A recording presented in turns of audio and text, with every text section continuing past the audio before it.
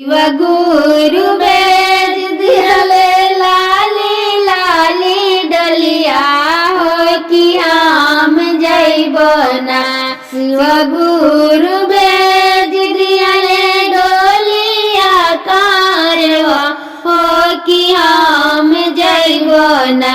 शिव गुरु के नगरिया हो कि हम जइबो ना। शिव गुरु के नगरिया हो कि हम जइबो ना। डोलिया के बासा धइले रोवेले सजनवा हो कि कैसे जइबो ना। डोलिया के बासा धइले रोवेले सजनवा हो कि कैसे जइबो ना। हमके छोरी के अकेलवा हो कि कैसे जइबू ना। हमके छोरी के अकेलवा हो कि कैसे जइबू ना। छोरी छोरी स्वामी मोरे डोलिया के बसवा हो कि तोहरा लागी ना। छोरी छोरी स्वामी मोरे डोलिया के बसवा हो कि तोहरा लागी ना। बारे बेटावा पतोहिया हो कि तोहरा लागी ना। बारे बेटावा पतोहिया हो कि तोहरा लागी ना। शिव गुरु बेज दिहले लाली लाली डोलिया हो कि हम जइबो ना। शिव गुरु बेज दिहले डोलिया कारवा हो कि हम जइबो ना।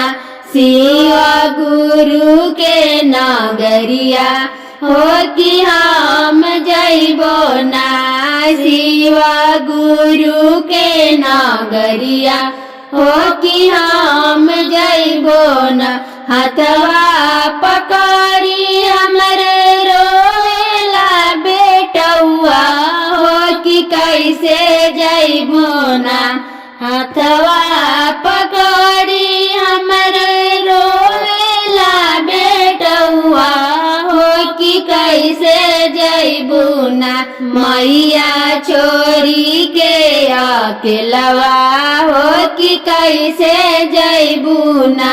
मैया छोरी के अकेलवा हो कि कैसे जइबू ना। छोड़ छोड़ बेटा हमरो छोड़ा ना मोरे हथवा हो कि तोहरा लागी ना।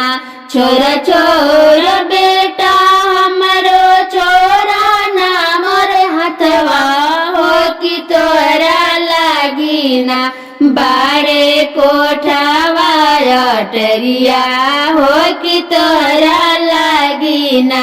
बारे दाना दावलतिया हो कि तोहरा लागी ना। शिव गुरु बेज दिहले लाली लाली डोलिया हो कि हम जइबो ना। शिव गुरु के नगरिया हो कि हम जइबो ना।